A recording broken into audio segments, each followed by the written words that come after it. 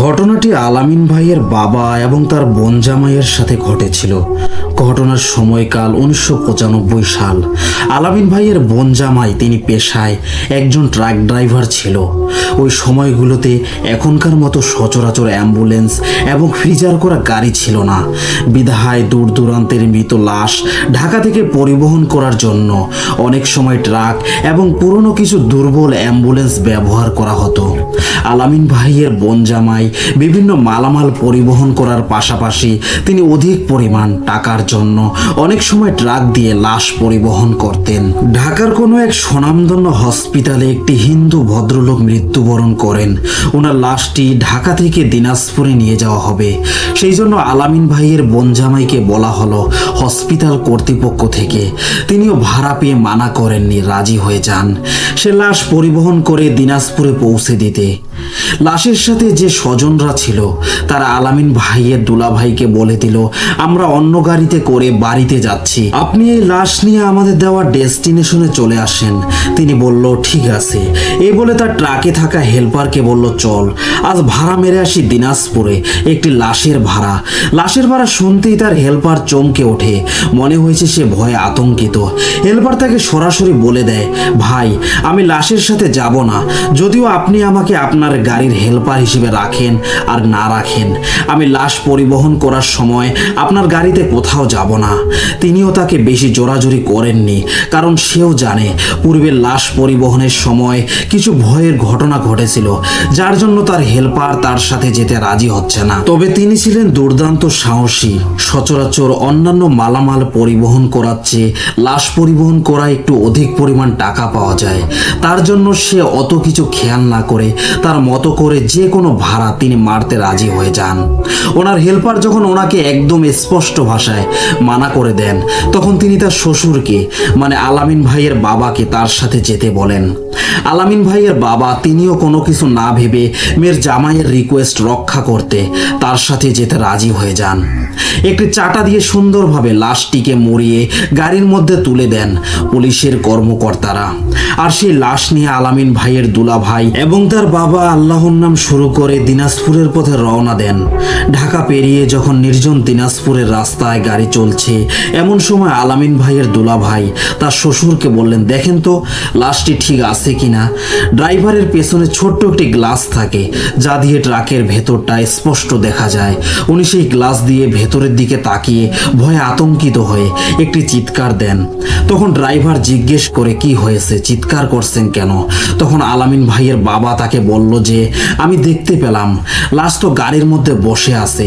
তখন আলামিন ভাইয়ের দুলাভাই তার শ্বশুরকে বলেন, ভয় পাওয়ার কিছু নেই, এগুলো চোখের একটি মায়াজাল, এমন অনেক কিছুই হবে, আপনি ভয় পাবেন না, আমি আছি আপনার সাথে, শান্ত হন, ওসব কিছুই না, আপনি ওই দিকে মন দিবেন না। সে তার মতো সান্ত্বনা দিয়ে গাড়ি কিছুটা গতি বৃদ্ধি করে গাড়ি চালাতে শুরু করেন। কিন্তু আলামিন ভাইয়ের বাবা পূর্বে এমন ঘটনার সাথে জড়িত ছিল না, তাই তার মধ্যে ভয় কাজ করতেছিল। ভয়ের পাশাপাশি তিনি কৌতূহলী হয়ে মনে মনে ভাবতে লাগলেন, আমি যা দেখলাম তা কি আসলেই সত্যি নাকি মনের ভুল ছিল। এই বলে তিনি একবার ভাবেন আমি আবার কি তাকাবো, আবার ভাবেন না থাক আমার প্রয়োজন নেই, কিন্তু মনের কৌতূহল তিনি ধরে রাখতে পারেননি। পরে আবারও পেছনের দিকে ওই গ্লাস দিয়ে তাকিয়ে লাশটিকে দেখতে পেল। আগের বার বসেছিল, কিন্তু এখন তো লাশটি হাঁটাহাঁটি করছে গাড়ির ভিতর। তিনি প্রচন্ড ভয় পান, তার মুখ দিয়ে কোনো কথা আসছে না। তিনি যে দোয়া বা সূরা তেলাওয়াত করবেন এমন হিতাহিত জ্ঞানও তার মধ্যে কাজ করছে না। তিনি স্তব্ধ হয়ে বসে আছেন গাড়ির মধ্যে। ওইদিকে ড্রাইভার তার নিজের মতো করে গাড়ি চালিয়ে সামনের দিকে যাচ্ছেন। হঠাৎ করে শুনশান নিস্তব্ধ এমন একটি রাস্তায় তারা দুইজন লক্ষ্য করতে পায় রাস্তার মাঝখান দিয়ে কোনো একটি মানুষ হেঁটে যাচ্ছে। ড্রাইভার হর্ন বাজাচ্ছে, কিন্তু সে কোনোভাবেই ভ্রুক্ষেপ করছে না, নিজের মতো করেই হেঁটেই চলছে। একটা পর্যায়ে ড্রাইভার মানে আলামিন ভাইয়ের বোন জামাই বুঝতে পারেন এটা কোনো মানুষ হতে পারে না, এরকম শুনশান জায়গায় এত রাতে মানুষ কোথায় থেকে আসবে। তিনি গাড়ির গতিকে অতিরিক্ত পরিমাণ বৃদ্ধি করে ওই অবয়বের উপর দিয়ে গাড়ি চালিয়ে নেওয়ার সিদ্ধান্ত যখন নেন, ঠিক তখনই ওই অবয়বটি তাদের তাদের দিকে ফিরে তাকান। তখন জামাই এবং শ্বশুর দুজনই ওই অবয়বের চেহারাটি স্পষ্ট দেখতে পান গাড়ির আলোতে। ওনারা দুজনই দেখতে পান ওই অবয়বটি আর কেউ না, গাড়ির মধ্যে থাকা সেই লাশটি। গাড়িতে ওঠানোর আগে ওনারা দুজনেই তো লাশটিকে দেখেছিল, তাই ওনাদের চিনতে আর কোনো সমস্যা হয়নি যে এই আর কেউ না, গাড়ির মধ্যে থাকা লাশটিকে স্বয়ং আমরা দুজন দেখতে পাচ্ছি। উনি যখন গাড়ির গতি বৃদ্ধি করে সেই লাশটার কাছাকাছি, মানে ওই অবয়বের কাছাকাছি চলে আসেন, ঠিক তখনই ওই অবয়বটি হাত দিয়ে গাড়িকে থামানোর চেষ্টা করেন। শত চেষ্টা করেও গাড়ি থামাতে পারেনি। গাড়িটি সেই অবয়বের উপর দিয়ে সোজা চলে যায়। তখন তারা দুজনই গাড়ির মধ্যে একটি ঝাঁকুনি অনুভব করতে পারে। তারা দুজনই বুঝতে পারে কিছু না কিছু একটা গাড়ির নিচে ওই সময়টাতে পড়েছিল। যাই হোক, শত বাধা অতিক্রম করে তারা তাদের মতো করে গাড়ি নিয়ে সামনের দিকে এগোতে চলল, তাদের গন্তব্য স্থান দিনাজপুরের দিকে। কিছুক্ষণ যাবার পর আবার ড্রাইভার তার শ্বশুরকে বলল, দেখেন তো লাশটা ঠিক আছে কিনা। তখন তিনি আবারও গ্লাসের মধ্য দিয়ে লাশের দিকে তাকাতেই তিনি আবারও আগের মতো করে ভয়ে চিৎকার দিয়ে আতঙ্কিত হয়ে তার জামাইকে বলতে লাগে, এখন তো লাশের সাথে আরো অনেক মানুষও গাড়ির মধ্যে হাঁটাহাঁটি করছে। ড্রাইভার তার শ্বশুরকে বলেন, আপনি ভয় পাওয়ার কিছু নেই, আমি আছি তো, ইনশাআল্লাহ কিছু হবে না, আপনি দোয়া দরুদ পড়তে থাকেন। শ্বশুর পাশে থাকায় ড্রাইভার সিগারেট পান করতে পারছে না আত্মমর্যাদা বোধের জন্য। ড্রাইভার তিনি জানেন আগুনের কাছাকাছি থাকলে এমন সমস্যা বেশি একটা হয় না, কিন্তু তার শ্বশুর হওয়াতে সে সিগারেট পান করতে পারছে না। যাই হোক, তারা তাদের মতো করে আবারও সামনের দিকে এগিয়ে চলছে। কিছু দূর যাওয়ার পর ড্রাইভার এবং তার শ্বশুর দুজনই লক্ষ্য করতে পেল গাড়ির মধ্যে লাকড়ি জাতীয়, মানে গাছের খড়ির এ জাতীয় আওয়াজ শুনতে ড্রাইভার এবং তার শ্বশুর দুজনেই গ্লাস দিয়ে গাড়ির মধ্যে তাকিয়ে দেখতে পেল হিন্দুদের চিতা যেভাবে সাজানো হয় লাশ পোড়ানোর জন্য, ঠিক তেমনি ভাবে চিতা সাজাচ্ছে কিছু মানুষ গাড়ির মধ্যে। তার শ্বশুর তাকে ধমকের সাথে বলছে, তুমি গাড়ি থামাও, আমি গাড়ি থেকে নেমে যাব, এখনই ওরা গাড়িতে আগুন জ্বালিয়ে দেবে।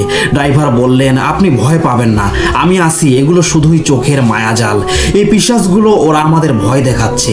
আমরা যদি গাড়ি ছেড়ে চলে যাই তাহলে ওরা লাশ নিয়ে ভেগে যাবে, আপনি ভয় পাবেন না, আমি আছি আপনার সাথে। কিন্তু কোনো কথাতেই শ্বশুর কোনো কিছুই আর নিতে পারছেন না। জামাই এবং তার শ্বশুর দুজনে দেখতে পেলেন গাড়ির মধ্যে ওই পিশাচগুলো চিতা সাজিয়ে ওই লাশটাকে রেখে আগুন জ্বালিয়ে দেয়। দাউ দাউ করে আগুন জ্বলছে গাড়ির ভেতরে। এই দেখে শ্বশুর আর নিতে পারেননি, অজ্ঞান হয়ে গাড়িতে লুটিয়ে পড়েন। আলামিন ভাইয়ের বোন জামাই অনেক সাহসী হওয়াতে তিনি ভয় পাননি। সাইডে থাকা লুকিং গ্লাস দিয়ে দেখতে পান গাড়ির আশেপাশে কোনো প্রকার আলো নেই।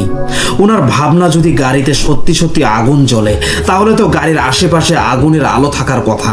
তখনই কনফার্ম হয়ে যায় যে এটা শুধুই পিশাচগুলো দেখানোর মায়াজাল। তিনি কোনো প্রকার ভয় না করে তার মতো করে গাড়ি চালাতে শুরু করে এবং কিছুক্ষণের মধ্যেই শুনতে পায় ফজরের আজান। ফজরের আজান হতেই চারদিক কেমন নিস্তব্ধ, কোনো আওয়াজ নেই, গাড়ির ভেতরে কোনো আলো নেই আগুনের। গাড়িতে যখন আগুন লেগেছিল ঠিক ওই সময় তার শ্বশুর অজ্ঞান হয়ে গাড়িতে লুটিয়ে পড়ে। তিনি বুঝতে পারেন সামনে হয়তো আরো ভয়ঙ্কর কিছু ঘটতে পারে, তাই সে তার শ্বশুরের জ্ঞান ফিরিয়ে আনেননি। যখনই আজান হয় চারদিক নিস্তব্ধ হয়ে যায় আজানের সুরের সাথে, তখন সে তার শ্বশুরের মুখে পানি ছিটিয়ে জ্ঞান ফিরিয়ে আনেন এবং বলেন, আপনি ভয় পাবেন না, আমরা চলে এসেছি গন্তব্যে। লাশটিকে অতি তাড়াতাড়ি করে তাদের আপনজনের কাছে বুঝিয়ে দিয়ে তারা তাদের মতো করে গাড়ি নিয়ে আবার ঢাকার উদ্দেশ্যে রওনা দেয়। কিন্তু একটা জিনিস মনে আছে, ওই যে একটি অবয়বের উপর দিয়ে তারা গাড়ি চালিয়ে এনেছিল, ঠিক ওই সময় থেকে গাড়িতে একটি সমস্যা শুরু হয়েছিল। গাড়ি যখনই চলছে তখনই একটা ধাক্কা তারা অনুভব করতে পারে একটা টায়ারটি কিছুটা উঁচু নিচু হয়ে গেছে। প্রথম অবধি তারা একটা মসজিদ এবং পাশাপাশি একটি মাদ্রাসা দেখতে পায়। ওইখানে গাড়িটা কিছু সময়ের জন্য থামান। মাদ্রাসার শিক্ষকের সাথে পরামর্শ করেন, আমাদের সাথে রাত থেকে এই পর্যন্ত এই ঘটনাগুলো ঘটে এসেছে, এখন আপাতত কোনো সমস্যা হচ্ছে না, কিন্তু গাড়ির এই টায়ারটা যখনই ঘুরে তখনই একটি ধাক্কা অনুভব করতে পারি। আপনি দেখেন গাড়ির টায়ারে কোনো কিছুই নেই, কোনো সমস্যাও দেখতে পাচ্ছি না, কিন্তু এমনটা কেন হচ্ছে তা বুঝে উঠতে পারছি না। হুজুর তাদের দোয়া পরে ফু দিয়ে সান্ত্বনা দিয়ে বলেন, আপনারা যান, ইনশাআল্লাহ কোনো সমস্যা হবে না। ওনারা ওনাদের মতো করে ঢাকায় ফিরে আসেন ওনাদের নিজ বাসস্থানে।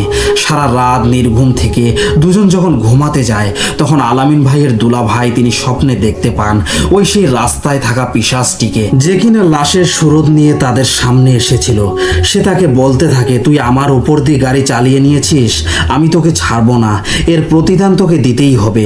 আলামিন ভাইয়ের দুলাভাই ঘুম থেকে উঠে তিনি এই বিষয়টাকে স্বাভাবিক মনে করে তার মতো করে আবারও গাড়ি চালাতে শুরু করে, বিভিন্ন মালামালের ভাড়া সহ অন্যান্য যা যা তিনি করতেন। কিন্তু তিনি যখনই গাড়ি ড্রাইভিং করতেন তখনই হঠাৎ করে তিনি ওই পিশাচটিকে দেখতে পেতেন তার গাড়ির সামনে, যার ফলে তাকে অনেক সময় হার্ট ব্রেক মারতে হতো, তার গাড়িতে সমস্যা হতো এবং তার নিজেরও অনেক সমস্যা হতো। তিনি এই বিষয় নিয়ে একজন মসজিদের ইমামের সাথে যোগাযোগ করেন। তখন মসজিদের ইমাম তাকে বলেন, আপনি যে কাজটা করেছেন সেই কাজটা তার পছন্দ হয়নি, হয়তো সে তার জন্য কষ্ট পেয়েছে, তাই আপনার পিছু ছাড়ছে না। আপনার উচিত গাড়ি চালানো কিছুদিনের জন্য ছেড়ে দেওয়া, আর না হয় আপনার অনেক বড় ক্ষতি হতে পারে। যে বলার সেই কাজ, তিনি ড্রাইভিং ছেড়ে অন্য কাজে লিপ্ত হন কিছুদিনের জন্য। কিন্তু দুর্ভাগ্যবশত কোনো একটা রাস্তায় সে ট্রাকের মধ্যে চাপা পড়ে মারা যান। তার অ্যাক্সিডেন্টটা এতটাই নির্মম ছিল যে সত্যি তিনি দেখতে অনেকটা বিবর্ষকর, ভয়ানক আকৃতিতে লাশটি পরিণত হয়। অনেকে ভয়ে তার লাশটি দেখতে চায়নি। এই ছিল ঘটনা। লিসেনার্স, এই ঘটনাটি যিনি লিখেছেন তার নাম হলো শাহজালাল আহমেদ। তিনি যেভাবে লিখেছিলেন আমি সেভাবেই বলার চেষ্টা করেছি। আমি আশা করি আপনাদের ঘটনাটি ভালো লেগেছে। যদি ঘটনাটি ভালো লেগে থাকে তাহলে সবাই আমাদেরকে সাপোর্ট করবেন এবং আপনাদের সাপোর্ট পেলে আমরা অনেক দূর এগিয়ে যেতে পারবো। লিসেনার্স, ঘটনাটি আপনাদের কেমন লাগলো আপনারা অবশ্যই কমেন্টের মাধ্যমে জানাবেন আমাদেরকে। লিসেনার্স, এবার আমরা আরেকটি অ্যাম্বুলেন্স চালকের ঘটনা নিয়ে এসেছি, যেখানে সঙ্গতি কারণে অ্যাম্বুলেন্স চালকের এবং জায়গার নাম পরিবর্তন করা হয়েছে। আজকের যে ঘটনাটি আপনাদের সাথে শেয়ার করব সেটি হচ্ছে লাশবাহী অ্যাম্বুলেন্সের একটি ঘটনা। যে ঘটনাটি আমি শুনেছিলাম আমার এক কাছের বড় ভাইয়ের থেকে। সে তার এক বন্ধুর থেকে ঘটনাটি শুনেছিল। তো সে যখন শুনতে পারে যে আমি ভৌতিক ঘটনাগুলি আমাদের লিসেনার্সদের শোনাই, তখন সে আমার কাছে এটা শেয়ার করে। তো সেটাই আমি আপনাদের সাথে শেয়ার করতে যাচ্ছি। তো যদি ঘটনার মধ্যে কোনো ভুল ত্রুটি হয়ে থাকে বা হয়ে যায়, ক্ষমার দৃষ্টিতে দেখবেন। কথা না বাড়িয়ে চলুন মূল ঘটনাতে চলে আসা যাক। সেলিম ছিল একজন পেশাদার অ্যাম্বুলেন্স চালক। প্রতিদিনই তাকে শহরের বিভিন্ন প্রান্ত থেকে রোগী, আহত অথবা মৃত ব্যক্তিদের হাসপাতালে নিয়ে যেতে হতো। যদিও অনেক ভয়াবহ পরিস্থিতি তার চোখের সামনে চলে আসতো, তবে সে সবসময় অটল ছিল। কখনো কখনো গভীর রাতে শহরের অন্ধকার রাস্তায় চলতে চলতে তার অনুভব হতে থাকতো যে কিছু একটা অস্বাভাবিক হচ্ছে। আজ রাতে তার অনুভূতিটা ছিল একদম ভিন্ন। তার মোবাইলে একটি ফোন আসে। ফোনে অপর প্রান্ত থেকে একজন চিকিৎসক বললেন, আপনি যদি প্রস্তুত হন তবে দ্রুত হসপিটালে আসুন, একটি মরদেহ সেখান থেকে নিতে হবে এবং এটি খুবই জরুরি। সে কোনো প্রশ্ন না করে গেট খোলার সাথে সাথে গাড়ি স্টার্ট দিয়ে হাসপাতালে চলে গেল। কিন্তু রাত গভীর হওয়ার সাথে সাথে তার মধ্যে একটি অদ্ভুত অনুভূতি তৈরি হতে থাকলো, যেন কিছু একটা হয়ে যাবে। সেলিম বরাবরই নিজের কাজটা সঠিকভাবে করেছে, কিন্তু কখনো কখনো এমন কিছু ঘটতো যা তার মনে ভয় ঢুকিয়ে দিত। হাসপাতালে পৌঁছানোর পর তাকে জানানো হলো যে একটি সুইসাইডের ঘটনা ঘটেছে। মৃত ব্যক্তির পরিবার কেউ আসেনি, তাই তাকে লাশটি গ্রামের বাড়িতে পৌঁছে দিতে হবে। সেলিম 1 মিনিটও দেরি না করে লাশটি নিয়ে রওনা দিল। শহরের অন্ধকার রাস্তা সেলিম গাড়ি চালাতে শুরু করলো। রাতের অন্ধকারে তার গাড়ির হেডলাইট একমাত্র আলো ছিল। শহরের বাইরে বেরিয়ে সে একটি সরু রাস্তার দিকে গেল, যেটি ঘন জঙ্গল দিয়ে ঘেরা ছিল। সেলিম জানতো যে সে সঠিক পথে যাচ্ছে, কারণ ফোনে তাকে নির্দেশনা দেওয়া হয়েছিল। কিন্তু রাস্তা দেখার সময় তার মনে এক ধরনের অস্বস্তি হচ্ছিল। গাছগুলো যেন হাওয়া না থাকলেও নড়ছিল, কিন্তু সে একে গুরুত্ব দিল না।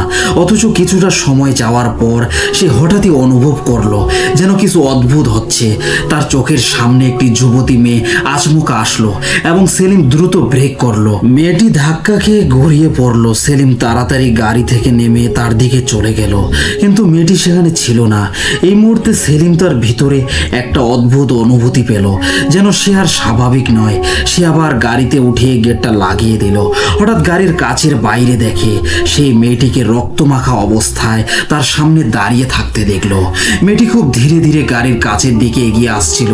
সেলিম আতঙ্কিত হয়ে গাড়ি স্টার্ট দিল এবং দ্রুত চলে যেতে চাইল, কিন্তু ঘটনাগুলো যেন থামছিল না। গাড়ি চালানোর কিছুক্ষণ পর সেলিম লক্ষ্য করলো যে সে এক জায়গাতেই ঘুরে যাচ্ছে, কোথাও সামনে এগোতে পারছে না। এই রাস্তা তার সাথে খেলা করছিল। সেলিম তাড়াতাড়ি গাড়ির ব্রেক চাপলো।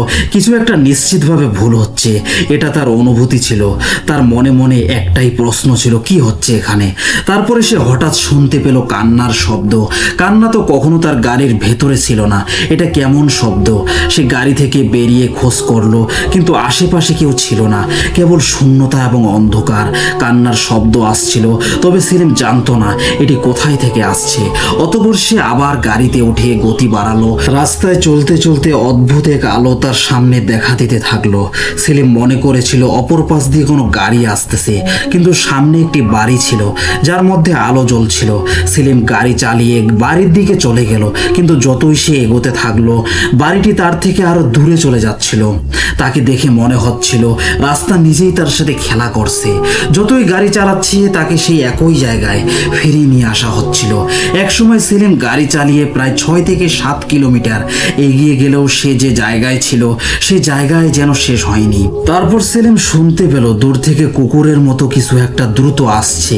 সে আরো ভয় পেয়ে গেল এবং তারপর যে দৃশ্য সে দেখলো সেটা তার সারা জীবনের ভয়াবহ অভিজ্ঞতা হয়ে রইল। প্রায় 30 থেকে 40 জন লোক তার গাড়িটাকে ধাক্কা দিতে চেষ্টা করছিল। তার চোখের সামনে তাদের হাসি ছিল অস্বাভাবিক। সেই সেলিম এই জিনিসটা দেখে খুব আঁতকে উঠলেন। তারপর সে অদ্ভুত ঘটনা কিছুতেই শেষ হচ্ছিল না। গাড়িটা একদম দাঁড়িয়ে গেল। সেলিম চেষ্টা করছিল, কিন্তু সে বুঝতে পারছিল না কিভাবে সেই অবস্থা থেকে মুক্তি পাবে। শেষমেশ গাছের সঙ্গে গাড়ির ধাক্কা খেয়ে সেলিম অজ্ঞান হয়ে পড়ে। যখন সেলিম জ্ঞান ফিরে পায় তখন সকাল হয়ে গেছে। সে তার গাড়ি থেকে বের হয়ে দেখলো অনেক মানুষ তার আশেপাশে দাঁড়িয়ে আছে। তাদের প্রশ্নের উত্তর দেওয়ার জন্য তার গলা শুকিয়ে গিয়েছিল।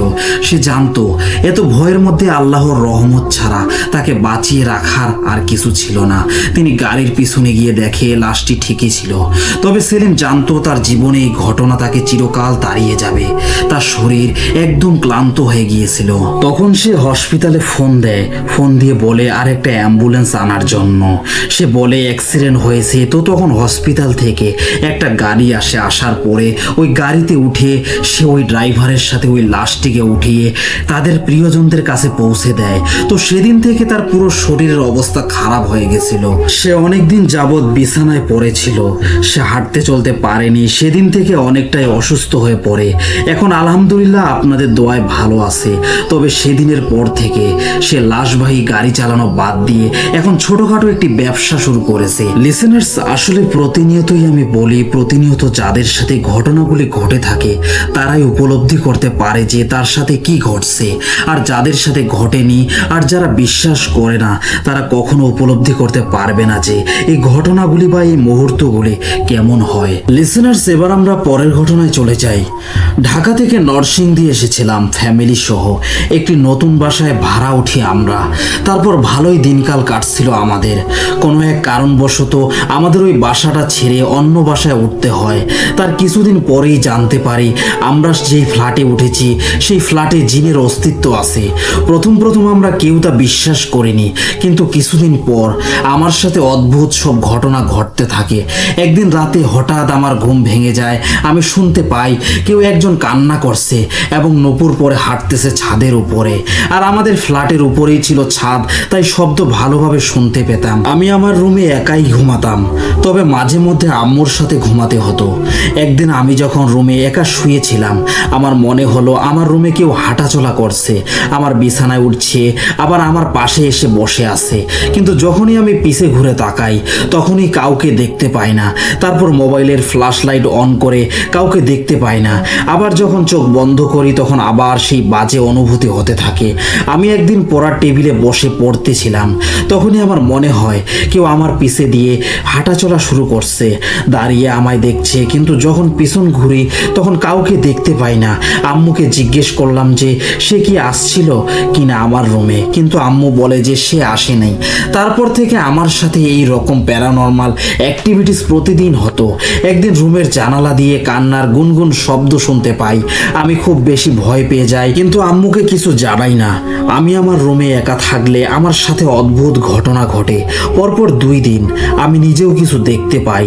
একদিন দেখি অনেক লম্বা সাদা কাপড় পরা একজন লোক আমার দরজার সামনে দিয়ে রুমের ভিতরে আসতেছে, কিন্তু হঠাৎই অদৃশ্য হয়ে যায়। আরেকদিন রাতে ওয়াশরুমে ব্রাশ করার সময় জানালা দিয়ে দেখি সাদা কাপড় পরা একজন লোক অনেক জোরে দৌড়ে আসছিল, যা দেখার পর আমি অনেক ভয় পেয়ে যাই।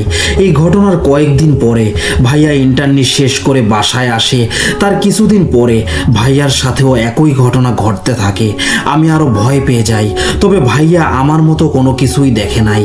তারপর আমার আর ভাইয়ার বিশ্বাস হলো যে এই বাসায় একটা জিন এর অস্তিত্ব আছে, আর তাই আমরা ওই বাসা ছেড়ে দেই।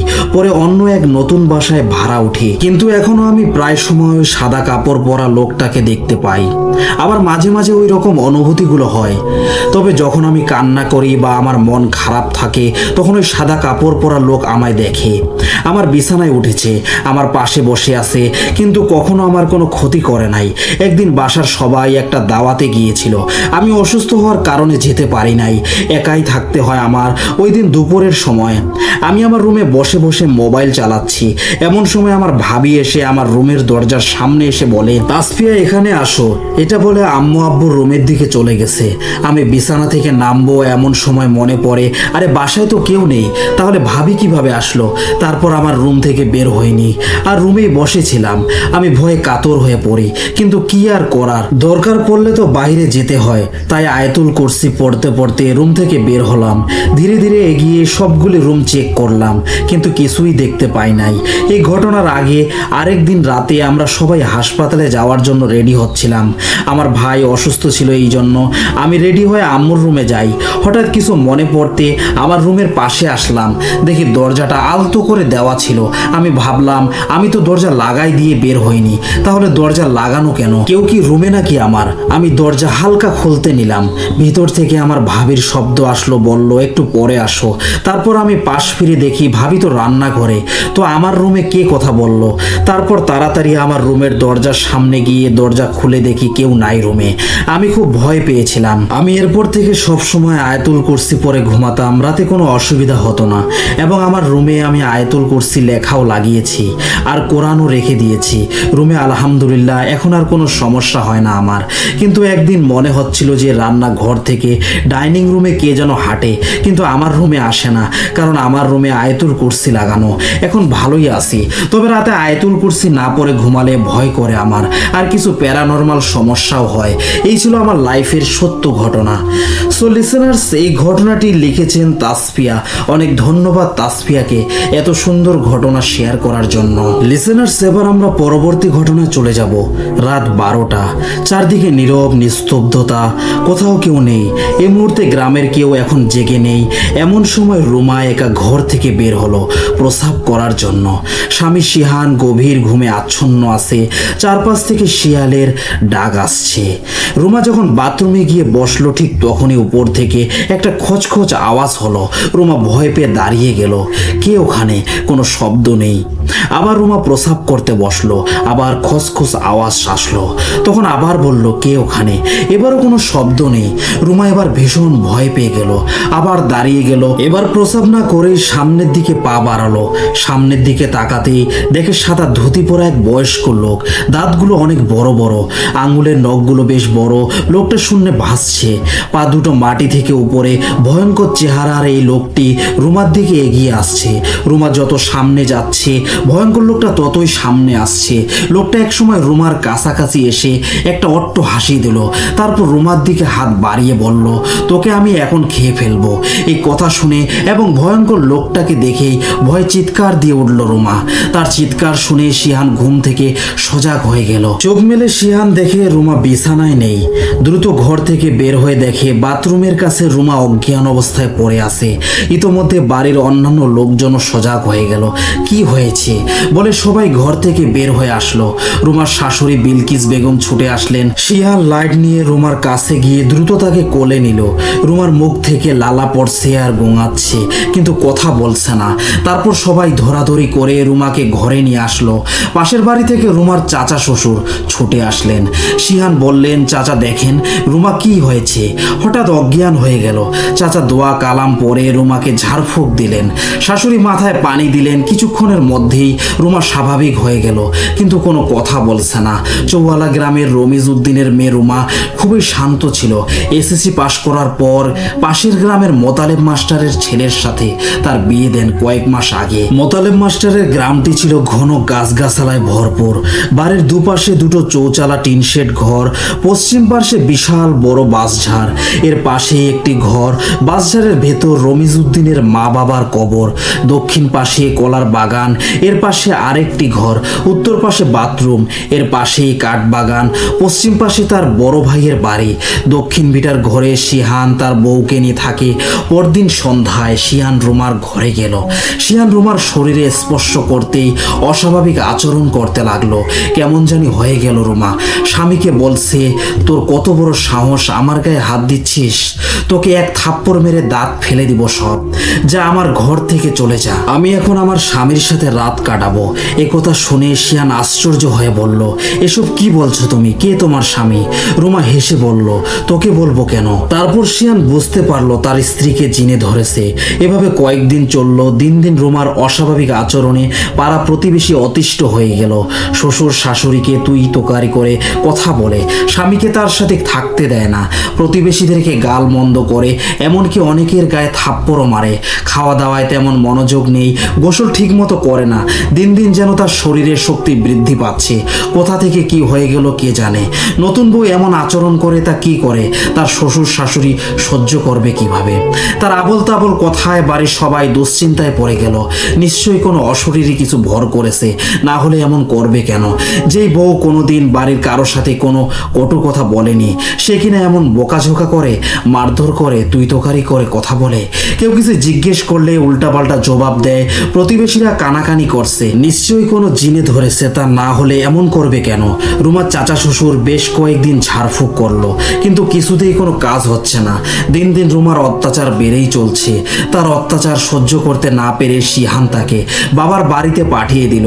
রুমার বাবা রমিজ উদ্দিন পাশের গ্রামের এক মাওলানাকে ডেকে আনলেন। তিনি জিনভূত তাড়াতে পারেন, তার অনেক নাম ডাক। ইতোপূর্বে অনেকেই জিনভূত তাড়িয়ে অনেক প্রশংসা পেয়েছেন। মাওলানা সাহেব রমিজ উদ্দিনের বাড়িতে এসেই বললেন, আগে রোগীকে দেখান, দেখি কি হয়েছে। মাওলানা সাহেব রুমাকে দেখার জন্য ঘরে গেলেন। রুমা মাওলানা সাহেবকে দেখে বললেন, এই তুই আসছিস কেন? তোকে কে বলছে আসতে? মাওলানা সাহেব বললেন, আমি তোর জম, তুই তাড়াতাড়ি এই রোগীকে ছেড়ে চলে যা, তা না হলে তোকে আজকে মেরে ফেলবো। রুমা হেসে উঠল, পারবি না? আচ্ছা দেখা যাক। বলেই মাওলানা সাহেব বাইরে আসলেন। তিনি বুঝতে পারছেন রুমাকে কোনো জিনে ধরেছে। এটা বড় জিন, খুবই দুষ্ট, যাকে একবার ধরে তাকে একেবারে শেষ করে ছাড়ে। মাওলানার আগমনে রুমার আচরণ আরো অস্বাভাবিক হয়ে গেল। ঘরের ভেতর ছুটাছুটি করতে লাগলো আর জোরে জোরে চিৎকার করে বলছে, ওই হুজুরকে বলে বাড়ি থেকে চলে যেতে, তা না হলে সবাইকে মেরে ফেলবো। রমিজ উদ্দিন ভয় পেয়ে গেল।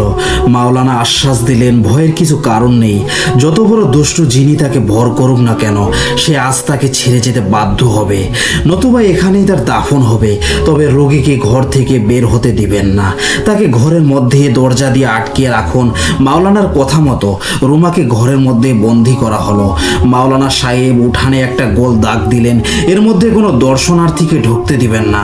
তারপর রুমাকে এই দাগের ভেতরে বসানো হলো। দুজন দুপাশ থেকে তাকে ধরে আসে পাড়ার সমস্ত মানুষ। রুমার জিন তাড়ানো দৃশ্য দেখানোর জন্য হাজির হয়ে গেল। সবাই দাগের চারপাশে দাঁড়িয়ে গেল। রুমা চিৎকার চেঁচামেচি করছে, আমাকে ছেড়ে দে, তা না হলে তোদের সবার ক্ষতি হবে। মাওলানা সাহেব একটি সূরা পরে রুমার বুকের উপরে ফু দিলেন।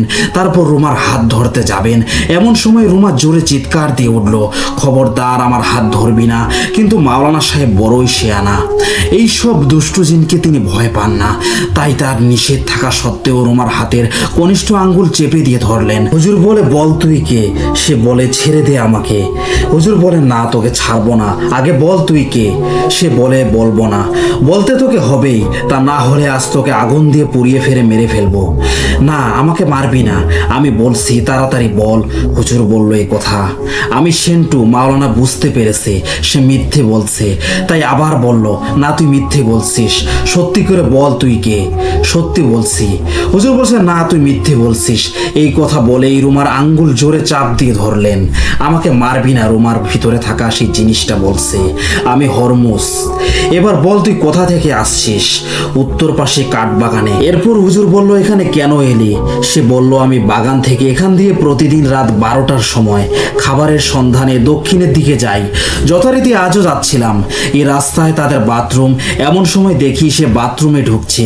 কিন্তু তোর সমস্যা কি ছিল? হুজুর তাকে বলল, কেন এই নববধূকে তুই ভর করলি? সেই জিনিসটা তখন হুজুরকে বলল, তাকে দেখে আমার পছন্দ হয়ে গেল, তাই ওর উপর ভর করলাম। হুজুর বলে, তোর সাথে আর কে কে আছে? সে বলে, আমার আরো 5 জন বন্ধু আছে, তারা সবাই এখানে থাকে। তাহলে তো তোদের সবাইকে বোতলে ভরে মারতে হবে। হুজুর কথা বলার সাথে সাথে সে বলল, এটা করবি না, আমরা এখান থেকে চলে যাব। তোরা কোথায় যাবি মিথ্যে বলিস, তোদের কথার কাজে কোনো মিল নেই। আজ তোকে সহ তোর 5 বন্ধুকে পুড়িয়ে মারবো। এ কথা বলার সাথে সাথে তারা বলল, এবার সত্যি বলছি, আর কোনোদিন এই বাড়ির ত্রিসীমানায় পা দিব না। আজকের মতো আমাকে মাফ করে দে। বলেই রুমা হাউমাউ করে কাঁদতে লাগলো। কাঁদলে কোনো লাভ হবে না। হুজুর কথা বলল, বল কখন যাবি? সেই জিনটি বলল, এখনই চলে যাব। হুজুর তখন বলল, তোর 5 বন্ধুকে বল চলে যেতে। সে বলল, এখনই বলছি, তবে আমার আঙ্গুল ছেড়ে দে, তা না হলে কিভাবে যাব? আমার সাথে চালাকি করছো? হুজুর বলল কথা। বলেই মাওলানা সাহেব আরো জোরে আঙ্গুল চেপে ধরলেন। রুমা চেঁচাচেমেচি করছে, তোর পায়ে ধরে, আমাকে ছেড়ে দে, আমি এখনই চলে যাচ্ছি। ঠিক আছে, তোকে ছেড়ে দিচ্ছি, কিন্তু তুই যে চলে যাবি আমরা কিভাবে বুঝবো? কি চিহ্ন রেখে যাবি? ওই যে করই গাছের একটা ডাল ভেঙে দিয়ে যাব। ঠিক আছে, ছেড়ে দিলাম। বলেই রুমার হাত ছেড়ে দিল মাওলানা সাহেব। আর সেই মুহূর্তে রুমা মাটিতে লুটিয়ে পড়লো। এদিক দিয়ে ওই পাশ থেকে একটি ডাল ভেঙে পড়ে গেল। আর শো শো করে বাতাসের আওয়াজ। রুমার মাথায় পানি দেওয়া হলো। এবার রুমার স্বাভাবিক অবস্থা ফিরে এলো। শুয়ে থেকে উঠে বসলো। চারদিকে তাকিয়ে এত লোক দেখে বলল, আমি এখানে কেন? এত লোক কেন এখানে? কেউ তার উত্তর না দিয়ে তাকে ধরাধরি করে ঘরে নিয়ে গেল। তারপর মাওলানা সাহেব তাকে পানি পড়া ও বেশ কয়েকটি তাবিজ দিয়ে গেলেন। এগুলো যেন সব সময় তার সাথে রাখেন সে কথা স্মরণ করিয়ে দিলেন। তারপর থেকে রুমা আস্তে আস্তে স্বাভাবিক হতে লাগলো। একসময় সুস্থ স্বাভাবিক জীবনযাপনে ফিরে এলো। পরবর্তীতে সে তার শ্বশুর বাড়িতে চলে যায়। এই ছিল ঘটনা। সো লিসেনার্স, এই ঘটনাটি যিনি লিখেছেন তিনি তার নাম উল্লেখ করেননি। তিনি যেভাবে লিখেছিলেন আমি সেভাবে বলার চেষ্টা করেছি। আশা করি ঘটনাটি আপনাদের ভালো লেগেছে। লিসেনার্স, এবার আমরা পরের ঘটনায় চলে যাব। রাতের বেলা যখন শহরের আলো নিভে যায় তখন আমি একা অ্যাম্বুলেন্স চালিয়ে রাস্তায় বের হই। আমি একজন অভিজ্ঞ অ্যাম্বুলেন্স ড্রাইভার। প্রতিদিনই বিভিন্ন ধরনের ঘটনার সাক্ষী হই। তবে এমন কিছু ঘটনা থাকে যা একেবারে অদ্ভুত ও অবিশ্বাস্য হয়। এক রাতে যা ঘটেছিল সেটি আমি কখনো ভুলে যাইনি। ঘটনাটি ঘটেছিল এক সাধারণ রাতের মতোই। রাত প্রায় 2টা। আমি একটি জরুরি কল পেয়েছিলাম। আমাকে এক মৃতদেহ নিয়ে হাসপাতালে যেতে বলা হয়েছিল। মৃতদেহটি ছিল একজন বৃদ্ধ নারীর। পরিবারের সদস্যরা একেবারে অস্থির হয়ে গিয়েছিলেন এবং তারা খুব তাড়াতাড়ি তাকে হাসপাতালে নিয়ে যেতে চাচ্ছিলেন। আমি গাড়ি চালাতে শুরু করি। রাস্তা একেবারেই ফাঁকা ছিল, একদম নিস্তব্ধ। বাতাস খুব ঠান্ডা ছিল এবং বাতাসের সঙ্গে কিছু অদ্ভুত অনুভূতি মিলিয়ে এক আশ্চর্য পরিবেশ তৈরি হয়েছিল। যতই গাড়ি চালাচ্ছিলাম ততই আমি এক ধরনের অদ্ভুত অনুভূতি অনুভব করছিলাম। মনে হচ্ছিল কিছু একটা ঠিকঠাক নয়, কিছু একটা যেন আমাকে অনুসরণ করছে। আমার শির দ্বারা দিয়ে এক অদ্ভুত শিহরণ চলে যায়। আমি মাঝে মাঝে পেছনে তাকাচ্ছিলাম, তবে কোনো কিছুই দেখতে পাচ্ছিলাম না। সেই মুহূর্তে আমি বুঝতে পারলাম কিছু একটা গন্ডগোল হচ্ছে, তবে আমি কি করব জানতাম না। হঠাৎ করে আমি গাড়ির আয়নায় কিছু একটা দেখতে পেলাম। প্রথমে আমি ভাবলাম এটি শুধু আমার মনের বিভ্রম, কিন্তু পরক্ষণে আমি বুঝলাম এটি কিছু বিশেষ ছিল। গাড়ির পেছনে একটি অন্ধকার ছায়া ভেসে উঠেছিল। ছায়ার আকার ছিল মানুষের মতো, তবে কোনোভাবে বোঝা যাচ্ছিল না। আমি আবার পেছনে তাকালাম, কিন্তু কিছুই ছিল না। তারপর আমি জানতাম কিছু একটা ঠিকঠাক নয়। আমি সাহস করে গাড়ি চালিয়ে যেতে থাকলাম, কিন্তু এই অনুভূতি পুরোপুরি আমার মধ্যে বাসা বাঁধছিল। গাড়ি চালানোর সময় আমি পেছনে আবার তাকালাম। এবার ছায়াটি যেন আরো স্পষ্ট হয়ে উঠছিল। এটি আমার দিকে এগিয়ে আসছিল। আমি ভয় পেয়ে গেলাম, গা শিউরে উঠেছিল। আমি গতি বাড়ালাম, কিন্তু তারপরও সেই ছায়া আমার পেছনে রয়ে গেল। মনে হচ্ছিল কিছু অদ্ভুত শক্তি আমাকে অনুসরণ করছে। আমি জানি না কি হচ্ছে, তবে কিছু একটা ভয়ের মতো ছিল। এতক্ষণে আমি বেশ কিছুবার গাড়ির আয়নায় পেছনে তাকিয়েছি। ছায়াটি আরো কাছাকাছি চলে আসছিল। মনে হচ্ছিল এটি আমাকে কোনো এক রহস্যময় পরিণতির দিকে নিয়ে যাচ্ছে। আমি প্রচন্ড ভয় পাচ্ছিলাম, এমনকি আমার হাতও কাঁপছিল। কিছুক্ষণ পর আমি দেখে অবাক হয়ে গেলাম। ছায়াটি যেন গাঢ় হয়ে উঠছে, আমি জানি না এটি কি ছিল, তবে মনে হচ্ছিল এটি একটি অশুভ শক্তির চিহ্ন। রাস্তায় তখন একেবারেই নিঃশব্দ, একাকী আমি গাড়ি চালাচ্ছিলাম, আর সেই অদ্ভুত ছায়া আমার পেছনে অনুসরণ করে যাচ্ছিল। অনেক সময় মনে হচ্ছিল আমি হয়তো এক ধরনের বিভ্রম দেখছি, কিন্তু তখনই এক বিশেষ শব্দ শুনতে পেলাম। শব্দটি ছিল গাড়ির পেছনের সিটের কাছ থেকে। আমি কোনোভাবেই এর ব্যাখ্যা পাচ্ছিলাম না। ছায়াটি যেন কোনো অতি প্রাকৃত শক্তি হয়ে আমার প্রতি আক্রমণ করছিল। রাস্তায় তখন তেমন কোনো প্রাণী বা মানুষ ছিল না, সবকিছু ছিল একেবারে নিস্তব্ধ, অন্ধকার এবং আমি একা, শুধু আমি আর আমার গাড়ি। তবে একের পর এক ওই শব্দগুলি আমাকে আরো বেশি আতঙ্কিত করে তুলছিল। গা শিউরে উঠছিল এবং আমি ভয়ে ধোয়া পড়তে শুরু করলাম। গাড়ির গতি বাড়ানো হলো। আমি শুধু গন্তব্যে পৌঁছাতে চাইছিলাম, কিন্তু মনে হচ্ছিল কিছু একটা আছে। এক মুহূর্তে আমি গাড়ির আয়নায় আবার তাকালাম। এবার আমি দেখলাম ছায়াটি শুধু স্পষ্ট হয়নি, বরং গাড়ির পেছনের সিটে স্থির হয়ে বসে রয়েছে। আমি এতটাই ভয় পেয়েছিলাম যে আমার মাথায় কিছুতেই কোনো চিন্তা আসছিল না। আমি জানতাম কিছু একটা ঘটছে, কিন্তু সেটা কি বুঝে উঠতে পারছিলাম না। গ্রামটি প্রায় কাছে চলে এসেছিল। বাড়ির সামনে খুব কম লোকই ছিল, তবে তারা আমাকে দেখে নিশ্চিন্ত হয়ে বলল, সব কিছু ঠিকঠাক আছে। আমি কফিন নামাতে কি দেখলাম মৃতদেহ ঠিকঠাকই ছিল, কিন্তু আমার মনের মধ্যে সেই অদ্ভুত শঙ্কা রয়ে গেল। ওই রাতের পর আমি আর একা অ্যাম্বুলেন্স চালানোর সাহস পাইনি। আমার শরীর তখনও কাঁপছিল। কিছু একটা যে ঘটেছিল তা আমি নিশ্চিত। সে রাতের পর আমি অনেকবার চেষ্টা করেছি নিজেকে শান্ত করতে, কিন্তু কিছুতেই সেই ভয়, সেই অনুভূতি দূর করতে পারিনি। মাঝে মাঝে মনে হয়েছে হয়তো কিছু একেবারে অদ্ভুত ঘটেছিল, যা কখনোই ব্যাখ্যা করা যাবে না। আমি জানি আমি হয়তো কখনো জানবো না ওই ছায়াটি কি ছিল, তবে সেদিন রাতে ঘটে যাওয়া ঘটনা আমাকে পুরোপুরি বদলে দিয়েছে। এখন আমি জানি কিছু কিছু অনুভূতির কোনো ব্যাখ্যা হয় না, জীবনেও কিছু কিছু রহস্য থেকে যায়, সেগুলোর উত্তর কখনোই মেলে না। কখনো কখনো আমরা কি অনুভব করি সেটা আমাদের কাছে যথেষ্ট। এই ঘটনাটি যিনি লিখেছেন তিনি তার নাম এবং জায়গার নাম লিখেননি। তিনি যেভাবে লিখেছিলেন আমি সেভাবে বলার চেষ্টা করেছি। লিসেনার্স, আমি জানি না এই ঘটনাটি কতটা সত্য বা কতটা মিথ্যা, তবে ঘটনাটি আপনাদের কেমন লেগেছে অবশ্যই কমেন্টের মাধ্যমে জানাবেন। আজকের মতো এখানেই শেষ। পরবর্তী ঘটনাগুলো শুনতে চাইলে আমাদের চ্যানেলটি সাবস্ক্রাইব করে আমাদের পাশে থাকবেন। ধন্যবাদ সবাইকে।